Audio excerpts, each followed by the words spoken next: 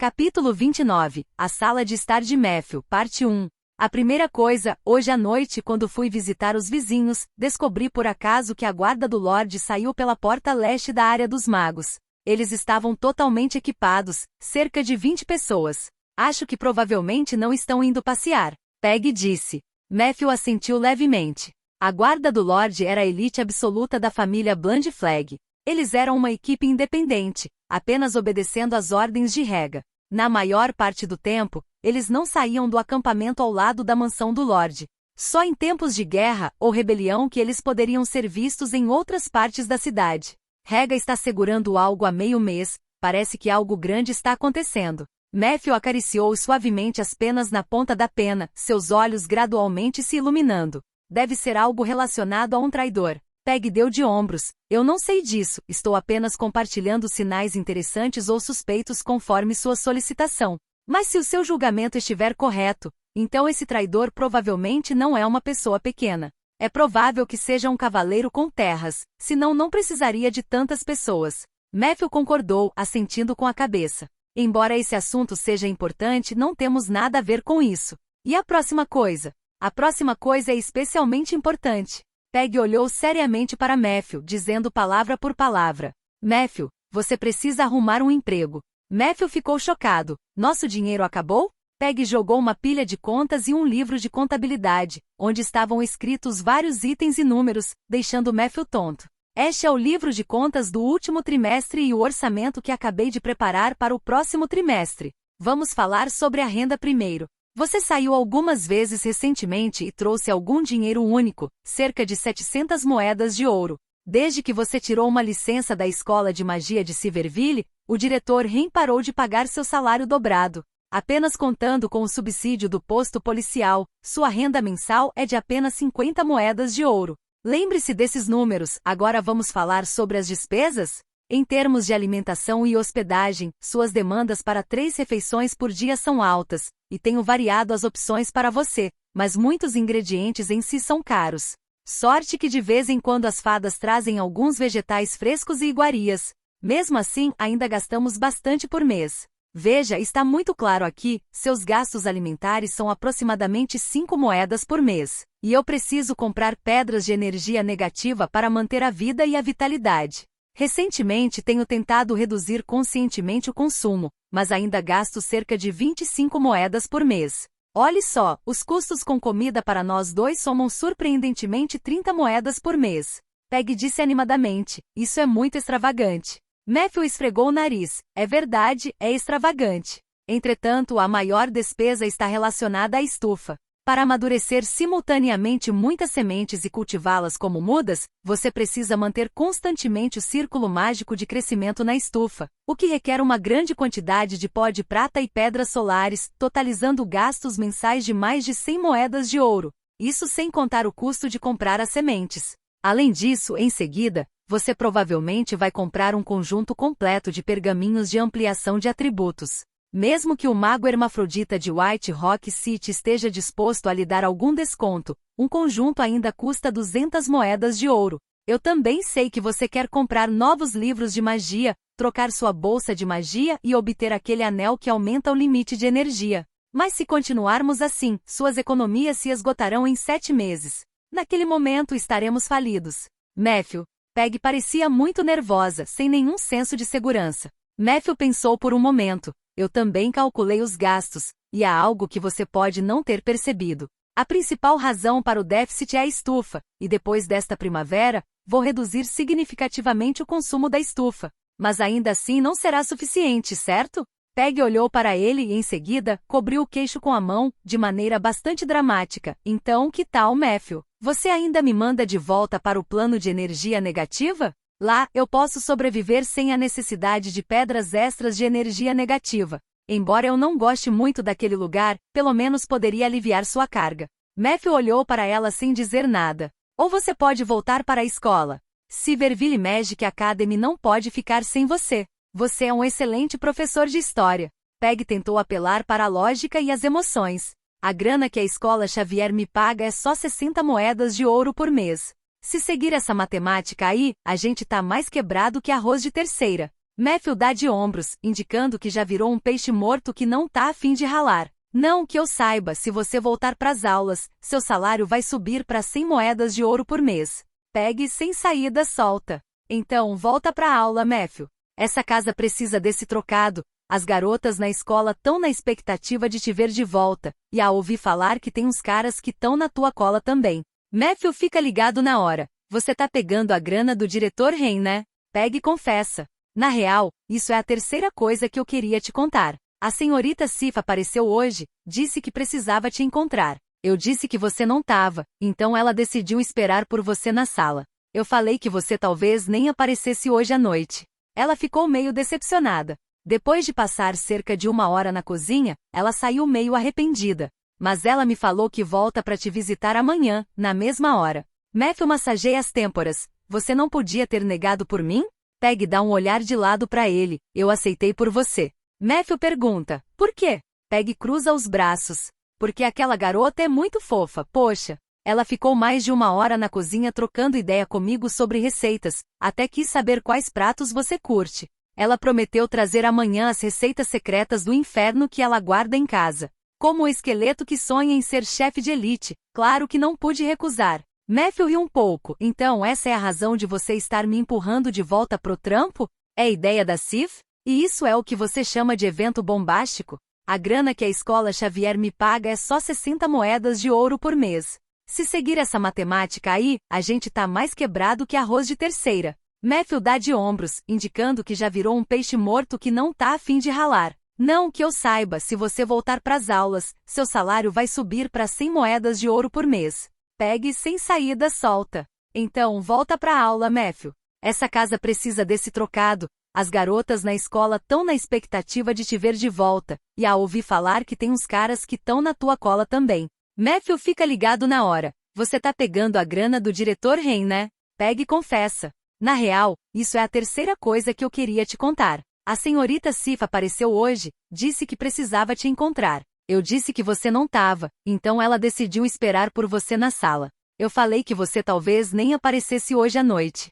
Ela ficou meio decepcionada. Depois de passar cerca de 1 hora na cozinha, ela saiu meio arrependida. Mas ela me falou que volta para te visitar amanhã, na mesma hora. Matthew massageia as têmporas. Você não podia ter negado por mim?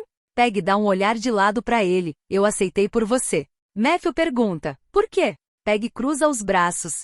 Porque aquela garota é muito fofa, poxa. Ela ficou mais de 1 hora na cozinha trocando ideia comigo sobre receitas, até quis saber quais pratos você curte. Ela prometeu trazer amanhã as receitas secretas do inferno que ela guarda em casa.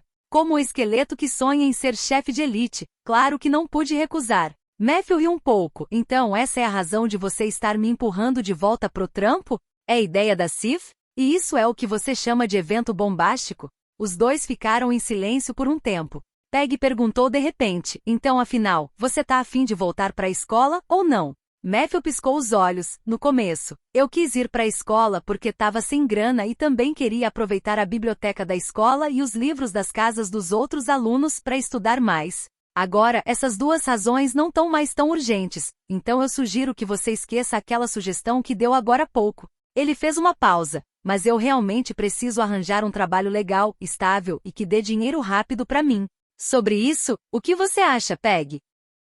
Peg bocejou, parecendo sem muito ânimo. Como é que eu vou saber? Eu sou só um esqueleto andando por aí. Boa noite, Matthew. Noite do dia seguinte. Depois de um dia ocupado na floresta, Matthew voltou mais cedo para sua casa na cidade. Depois de jantar, ele tomou um banho e depois segurou um livro enquanto esperava na sala. Embora o conteúdo do livro não fosse entediante, Matthew estava distraído.